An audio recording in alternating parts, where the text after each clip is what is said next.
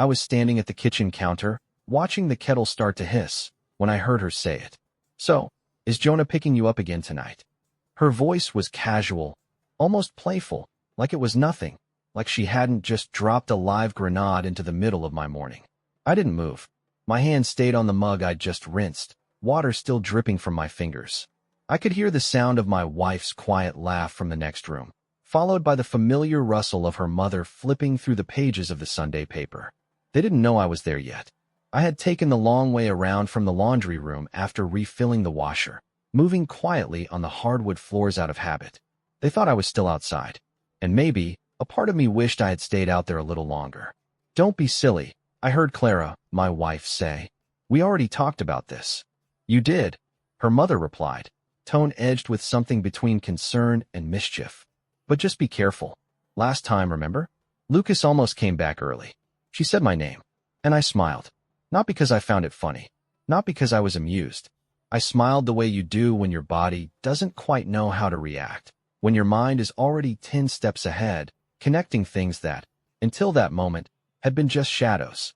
I stepped into the room, pretending not to have heard a thing.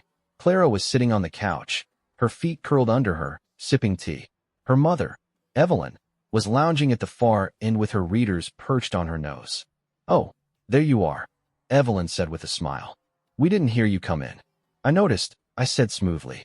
I didn't want to interrupt. Clara glanced up. "Kettle's whistling." "I got it," I replied, turning back toward the kitchen, just letting it breathe. I poured the water into her cup first, then mine. Added a bit of honey the way she liked it, stirred it slowly. I knew my hands were steady, even if my heartbeat wasn't. Jonah. I'd never heard that name before. Not in her stories from work. Not among her friends. Not once. But Evelyn had said it like he'd been there before, like it wasn't the first time Clara had been picked up by someone I didn't know. I returned with the cups and passed one to her. She thanked me with a smile that didn't quite reach her eyes. "So," Evelyn asked, "what time are you heading out tonight, Lucas?" I looked at Clara, just for a second. Her expression didn't change, but her hand tightened ever so slightly around the mug. "Not sure yet," I said. "Might just stay in." "Long week?" Evelyn asked, sipping her tea. "Something like that." The conversation moved on. They talked about an upcoming charity event, Evelyn's Garden, the new yoga class Clara had signed up for on Thursdays. But I barely heard any of it. I was still holding on to that name. "Jonah, who are you?" "Because you weren't part of our plans. You weren't in our photos, or our stories, or any of the little worlds we'd built over the years. But I had a feeling you were closer than I'd like." "Too close." I watched Clara laugh at something her mother said, her hand brushing a strand of hair behind her ear the same way she always did when she was hiding something. And just like that, I knew. I didn't need proof. Not yet. What I needed was time. I'd learned a long time ago that silence is more powerful than suspicion, that when people think you're in the dark, they speak more freely. They slip. And I was ready to listen. She thought I wasn't watching. That's the part that got to me the most. The way she moved through our house like the version of her I used to know was still intact, like she could still wear it like a second skin. But something had changed. Something subtle, almost imperceptible. The shift was too small for anyone else to notice. But I did. She came home late the next day, said her manager asked her to stay behind to help close the books for the quarter. Said it like it was a chore, like she wished she could have left earlier. She smelled like bergamot and citrus when she kissed me on the cheek. Not her usual lavender blend. Not what I'd bought her last Christmas. This was different, sharper, new. Almost deliberately chosen. I didn't ask. I simply offered to heat up the leftovers she hadn't touched the night before. She declined. "Already ate with the team," she said. "Some Thai place near the office." I nodded, smiled, and went to the kitchen anyway. She didn't follow. Later that night, while folding laundry, I found a receipt crumpled in her coat pocket. Not Thai. Not near her office. Some bistro uptown. 2 entrees, a bottle of Malbec. I smoothed the paper out on the counter and memorized the date, the time, the name of the place. Then I folded it back exactly how I found it and placed it where it was. That's when I started writing things down. Not on my phone, not on the computer. A notebook. Old school. Plain cover. No labels. I kept it under the mattress, right beneath the edge on my side. Each page held a quiet truth she'd hoped I wouldn't see. New clothes she hadn't mentioned. Frequent calls from unknown. Laughter through the bathroom door when she thought I was downstairs. Too many Thursdays out, late at yoga. She'd switched to locking her phone. She never used to. Always said, "What do I need to hide from you?" And laughed. I never asked for her passcode. Never wanted to. But now, I watched her enter it from the reflection in the microwave door. 4 digits. 2 attempts. I memorized them. One morning, she forgot her phone on the kitchen counter while helping Evelyn in the garage. I didn't snoop. I didn't open messages or scroll through photos. All I did was open the GPS app. Recent locations. Uptown Bistro. An apartment complex I didn't recognize. A park, not the one near us, but the one by the lake. 45 minutes away. I took a photo of the screen with my own phone. Just in case. That night, she asked me if I'd ever thought about taking a solo trip. "Something just for you," she said, almost too gently. "You work so hard. Maybe it's time to unwind." I tilted my head. "Why? Planning something?" She smiled. "No. Just thinking about how we always do things together. Might be nice to breathe on our own for a bit." I nodded, as if the idea had never crossed my mind. Inside, I was already planning a very different kind of getaway.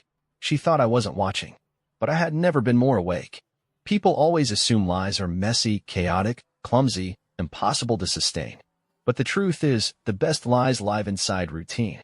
They hide in the comfortable spaces, tucked neatly inside the calendar, stitched into the fabric of repetition. And Clara was nothing if not consistent. It began with Thursdays. Always Thursdays. She'd leave the house in a rush, leggings, hoodie, rolled up mat under her arm, in the same breezy line. "Class ends late. Don't wait up." At first, it sounded innocent, familiar. But after hearing Evelyn mention Jonah, something shifted in me. Her rituals stopped feeling benign. They started to feel scripted. So I followed the script. Not physically, not yet. But I began tracking it. First, I mapped her weekly rhythm. I had years of material to work with. I created a spreadsheet: yoga nights, work dinners, last-minute errands. I added columns: start time, return time, mood when home, any scent or clothing changes, anything odd. It felt obsessive, I know. But obsession is just focus with better posture. Thursday, yoga. Left at 6:30. Back at 9:12. No gym bag in the car. Still wearing makeup. Smelled like that citruswood cologne again. Friday. Forgot phone at home. Checked it. Uber to Pinehurst Apartments arrived 7:18. Left 10:56. Not yoga. Every entry added weight. Her story, our story, began to sink under it. I started noticing how specific she was with certain lies. Too specific. "My instructor said we're working on breath control this month," she told me once. "So I might be more tired." She stretched her arms overhead, graceful, distant. She was always tired lately, but never for the reasons she claimed. One night, while she was showering, I walked past her purse left on the dresser. I didn't touch anything. Just looked. Her wallet was partially unzipped, revealing a folded card from a boutique restaurant downtown. A place we hadn't been since our anniversary 2 years ago. Inside was a stamped reservation card, handwritten with 2 names. Hers. And his. Jonah. I stood there for a full minute, watching the steam creep under the bathroom door. I could hear her humming softly, the same tune she used to sing in the car when we were dating. I closed the wallet gently and left. I wasn't angry. Not in that moment. I was cataloging. That weekend, she mentioned wanting to take a solo retreat in the fall. Somewhere quiet. Just to recharge. You know how I've been lately. She didn't make eye contact. I'd book it in advance. Maybe use that travel credit we never spent. She was setting the stage. And I nodded, like the fool she believed I still was. Even the small things began to bleed with meaning. She wore earrings I'd never seen before. When I asked, she said they were from her cousin in Oregon. She didn't have a cousin in Oregon.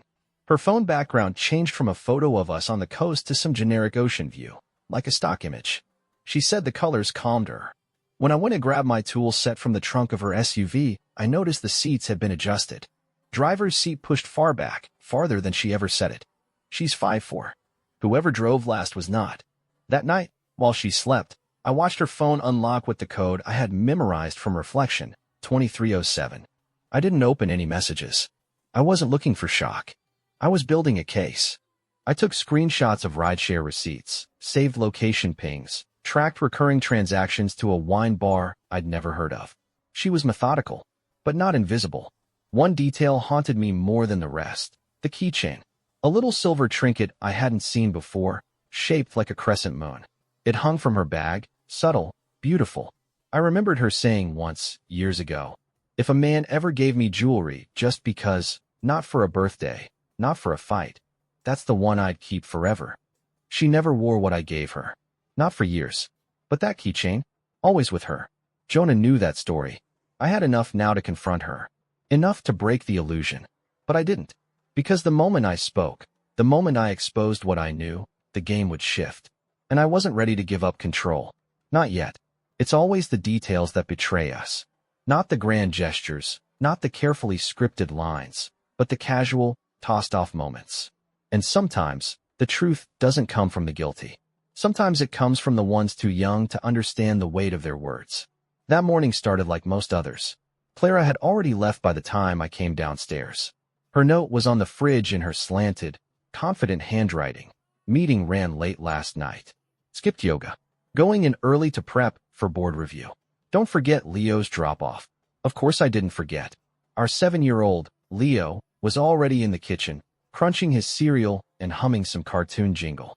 I ruffled his hair, poured myself a coffee, and leaned against the counter. You sleep okay? I asked, sipping slowly. He nodded. Had a dream we were on a rocket. Cool, I said, smiling. And that we had a dog. But it talked like a grown-up. Well, that'd be something. He giggled and went back to his cereal. Then, after a beat of silence, he said, Is Jonah coming again today? The words slid into the room like a cold breeze, chilling the space between us. I didn't react. Not immediately.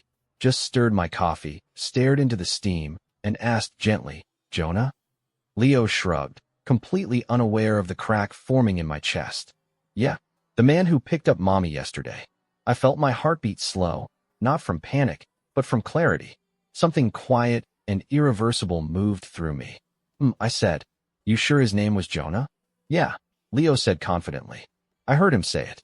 He had a black watch with a shiny circle, and he drives the car with the roof that disappears. He pantomimed a convertible top sliding back. I forced a chuckle. That's a pretty cool car. Yeah, but he made weird jokes, Leo added, wrinkling his nose. And he called Mommy C. See, she hates when I call her that. Says it sounds like a grade. I nodded and kissed the top of his head. Go grab your shoes, bud. We're gonna be late. He ran off down the hall, singing something off-key. I stood still in the middle of our kitchen, trying to feel anything other than what was rising in my throat. I had my answer. GPS logs were one thing. The keychain, the receipts, the earrings, they all pointed in the same direction, but none of them spoke. None of them used my son's voice. But Leo did. He wasn't trying to hurt me. He didn't even understand what he was saying. That's what made it worse. That's what made it real. Later that afternoon, after school, he drew a picture at the dining room table while Clara prepared dinner. He showed it to her, all smiles and excitement. A car, a big sun, 2 stick figures. That's me and Jonah, he said proudly. We went to get ice cream while Daddy was at the store. I was standing right there, rinsing dishes. She froze, just for a second. Then she laughed, a little too brightly, and said, Oh, honey, you have such an imagination. But I was watching, and for the first time, I saw the twitch in her jaw, the calculation behind her eyes. She wasn't just lying. She was managing. Clara bent down to kiss Leo's cheek. Why don't you add sprinkles to the ice cream in the picture? Make it fun. He scampered off with a crayon. She looked over at me, smiled. You okay? I smiled back. Of course. Just tired. And that was the moment I made a quiet promise to myself. No more guesswork. No more doubt. It was time to move from observation to execution. The first time Evelyn mentioned Jonah, it could have been dismissed as a slip, a harmless, curious mention, a fragment of conversation overheard by chance. The second time, there was no mistaking it. It was Sunday again. Evelyn had a habit of dropping by on weekends, usually unannounced. She'd bring fresh scones from the bakery she swore by and launch into monologues about neighbors I'd never met and grandnieces I'd never remember. Clara loved having her around. I tolerated it, until now. I'd stepped outside to fix the backyard light sensor that kept flickering. From the garden, you could hear everything through the open kitchen window. They didn't know I was just on the other side of the hydrangeas. So, Evelyn said, her tone quieter than usual. Did you tell him you're not going on that retreat alone? Clara didn't answer right away. I'm serious, Evelyn continued. You're playing with fire, sweetheart. I kept your secret once. I won't keep it if Leo starts asking more questions. You're his mother. Don't make him lie for you. I'm not making him lie, Clara replied sharply. He doesn't even understand what he's saying. That's not the point. You let Jonah pick you up in front of your child. You let him into the house. I warned you about this. Silence. My heart didn't race. It slowed. I've handled it, Clara finally said. You think you've handled it, Evelyn shot back. But you're slipping. I told you that man was dangerous. He's not built for long term. And your husband, he's not as blind as you think. I stood completely still, one hand resting on the fence post, the other gripping the screwdriver I'd brought outside. Evelyn's voice wavered just a little, enough to tell me something had shifted, maybe even in her. I see the way Lucas looks at you now, she continued. He's not smiling the way he used to. And you're different, too. Meaner. Always hiding behind your phone. Clara snapped back. You don't understand. Jonah makes me feel. No, stop. I've heard this before. Evelyn interrupted. From myself, decades ago. And you know what? It ended in therapy, tears, and me standing in a courtroom apologizing to a man I once loved. Another silence. Then Clara's voice, low, cold. Well, this time, it's different. That's all I needed. I walked around to the back door, pushing it open like I hadn't heard a thing. Evelyn jumped slightly. Clara looked down into her coffee. Oh, hey, I said casually. Got the light working. Evelyn smiled too brightly. You always were handy with that kind of stuff. Trying my best. I replied, taking a seat at the far end of the kitchen table.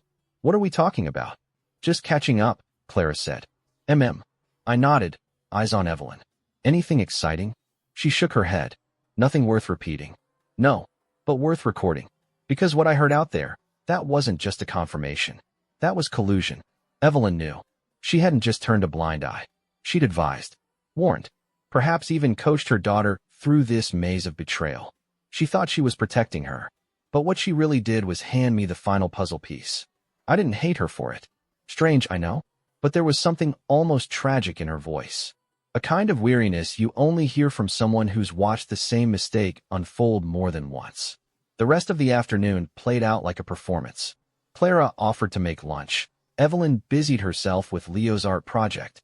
I nodded, smiled, played my part. But in my mind, I was somewhere else entirely, laying out my next move. Because now I knew two things for certain. Clara had a man in her life I had never met.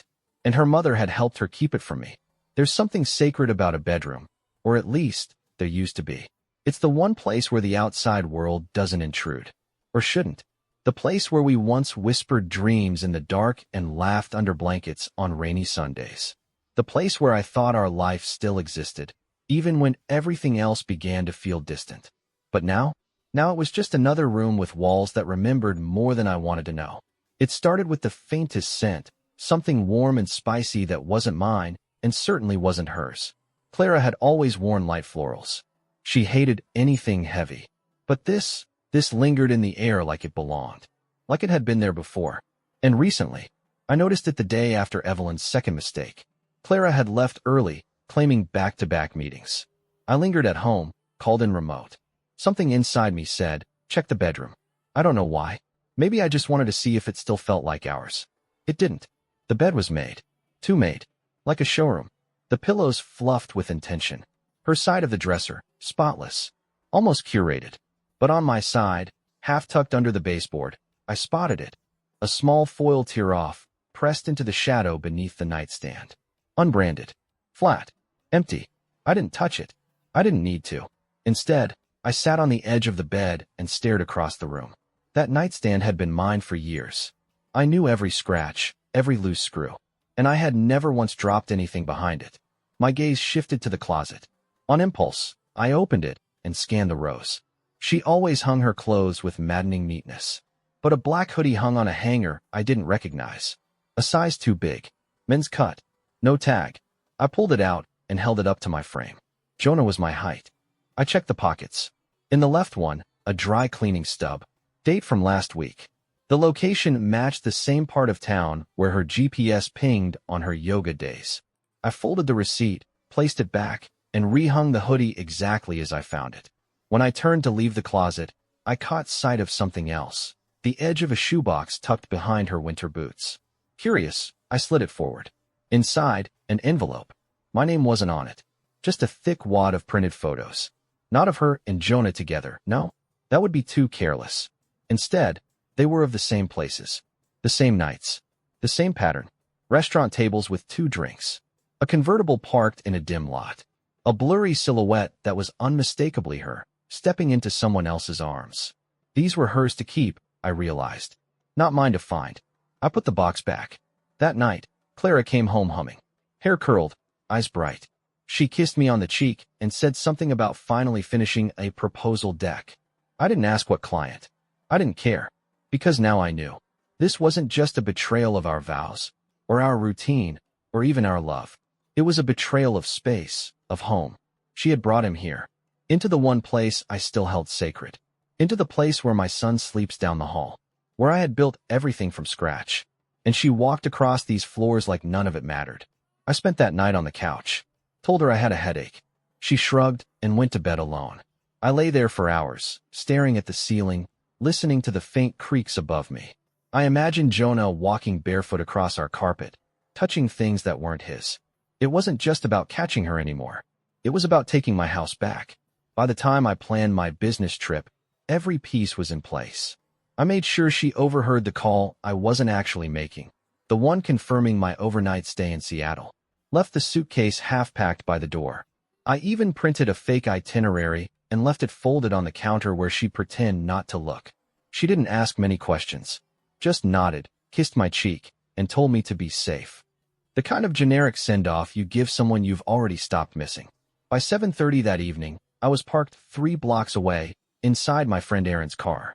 He's one of those guys who never asks the wrong questions. Ex-military. Quiet. Meticulous. I didn't need much, just an extra set of eyes on the front door and a feed from the camera I'd installed in the hallway 2 weeks ago. A tiny, almost invisible device, tucked into the molding above the console table. It blended so well you'd miss it unless you knew exactly where to look. And Clara didn't. At 8:04, headlights swept across the driveway. Not her car. Convertible. Silver. Top up. Jonah. He walked to the door with a kind of casual confidence, like he'd done it before. He didn't knock, just entered. She must have left it unlocked for him. Inside, I watched on the screen as he appeared briefly in frame. She greeted him just out of view. I heard the laugh. Not hers, his. Deep, smug, familiar. Then hers followed, lighter than I'd heard in years. They passed through the hallway. His hand brushed her back. Her arm looped through his. No guilt. No hesitation. I muted the audio. I'd already heard enough. Aaron didn't say a word. He just glanced over at me and nodded once, respectful. He understood what this meant. After 20 minutes, the lights dimmed upstairs. I marked the time. At 9:17, I remotely activated the secondary device, a motion-activated camera inside the guest room vent, just in case they changed locations. They didn't. They never do. They thought they were careful. They weren't. By 10:03, the data was already backed up to the cloud. Local storage. Offline copy on the encrypted flash drive. Names. Dates. Locations. Images. Nothing vulgar. Nothing illegal. But enough. Enough for her to lose everything she'd hidden. Enough for any mediator, court, or judge to see exactly what had been brought into my home. By 10:30, the convertible was gone. Clara didn't even walk him to the door.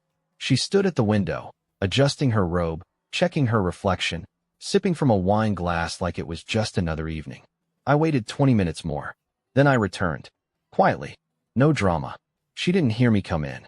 She was already upstairs, probably rinsing her wine glass, brushing her teeth, slipping into fresh sheets like they hadn't just held another man. I didn't go up. I walked to the kitchen, pulled out the flash drive, and placed it inside a blank envelope. Wrote her name across the front in small, block letters. Clara. Nothing more. Then I set it on the dining table where she'd find it in the morning. I turned off the lights, made my way to the guest room, and lay on the mattress fully clothed, staring at the ceiling fan spin above me. I wasn't angry. I wasn't even sad. I was ready. The day had finally arrived, not with a crash or confrontation, but with the quiet clarity of someone who knows he's already won. By then, I had everything. The footage from the hallway camera, Jonah entering our house while I was supposedly away for work. Her smile at the door. His hand on her lower back. The way she pressed her finger to his lips when he laughed too loud. The logs from her phone, extracted and decrypted by a friend who owed me a favor and knew how to stay silent. Dozens of messages. Nicknames. Inside jokes. Plans. The same dates and times Leo had unknowingly described. Screenshots, receipts, records compiled into folders, backed up twice, and burned onto a clean, unmarked USB. No part of me wanted to confront her with rage. She wouldn't understand that. Clara was trained to dance around anger, to cry or condescend or redirect until the moment passed. But control? Cold, unwavering control? That was something she'd never expected from me. And that's exactly what I gave her. That evening, I cooked dinner. Nothing elaborate. Pasta, garlic bread, a little red wine. Leo was already asleep, exhausted from a school trip. Clara came down in her robe, hair damp, phone in hand. I soughed. "You didn't have to cook," she said with a surprised smile. "What's the occasion?" "Just felt like it," I replied. "Sit. Eat." We talked about nothing, weather, headlines, Evelyn's attempt to join a pottery class. She laughed once or twice, but I noticed how her eyes kept darting to her phone, like waiting for some vibration or buzz that never came. I disabled the Wi-Fi before she got downstairs. After dinner, I cleared the plates. She stayed at the table, swirling her wine, humming a tune she didn't know I remembered from the first road trip we ever took together. Back then, it meant something. Now, it was just noise. I returned and placed a small envelope on the table beside her. She glanced at it, confused. "What's this?" "A file," I said. "For you. From work." In a way. She opened it. Inside, just the flash drive. No note. No label. Her fingers brushed over it like she thought it might burn her. "What is it?" "You want to watch it," I said evenly. "Alone." She gave a short, nervous laugh. "Is this a prank?" "No." She looked up. I held her gaze. That was the first moment I saw the mask slip. Just a little. Not fear, not yet, but uncertainty. A flicker of realization that something had shifted in the foundation beneath her. "Lucas," she started. "Yes. Why are you looking at me like that?" "I'm just tired. Of lies. Of performances. Of being the only one in this house who still knew how to sit in silence without breaking." I stood, gathered my glass, and walked to the sink. Behind me, she didn't say anything. Not right away. When I turned back, she was still holding the flash drive, turning it slowly in her hand. "I don't know what this is supposed to mean," she said carefully. "That's okay," I replied. "You will." I walked upstairs without another word. She didn't follow. That night, I didn't sleep. I sat in the office, lights off, listening to the quiet hum of our house. The air felt different, like the moment before lightning, when you know something is about to split open, but you don't yet know where it will land. She had everything she needed, and so did I. Clara didn't speak to me the next morning. Not at breakfast. Not after I packed Leo's lunch and walked him out to the car. Not when I returned to find her still at the table, eyes distant, coffee untouched, the flash drive gone. That silence was louder than anything she could have said. I didn't press. She needed to sit in it. Let it crawl under her skin, settle into her bones. She'd spent so long choreographing this story, stitching lies into the rhythm of our life, she never expected the audience to change. But now she knew. The curtain had dropped. By midday, I had already spoken to my attorney. Papers were ready. Not aggressive. Not theatrical. Just precise. A full documentation package, date-stamped evidence, security footage, financial discrepancies, and a short, clean letter of intent. I made sure it wasn't cruel, just irrefutable. That afternoon, Evelyn arrived. I don't know if Clara called her or if she just sensed something was off. She always did have a sixth sense for conflict. I opened the door and handed her the envelope. One look at my face, and she didn't ask a single question. She walked inside, saw her daughter in the same robe, sitting in the same spot, now white as the tile beneath her feet. "Is this about what I think it is?" Evelyn asked. Clara didn't look up, just nodded, barely. "I told you," Evelyn whispered, almost to herself. "I warned you." I turned and walked to the living room, sat in the chair across from them. Let the silence stretch until it hurt. "I'm not here to scream," I said, "or accuse, or debate." Clara's eyes lifted, barely. "I just want you to understand," I continued. "I saw everything. I heard everything. I gave you time to stop. You didn't. I gave you space to choose differently. You chose this." She opened her mouth, closed it. Her hands shook as she placed them on the table like she needed something to hold. "Was it worth it?" I asked quietly. "Bringing him into our house?" Into Leo's space? Still nothing. I turned to Evelyn. You helped her keep this quiet.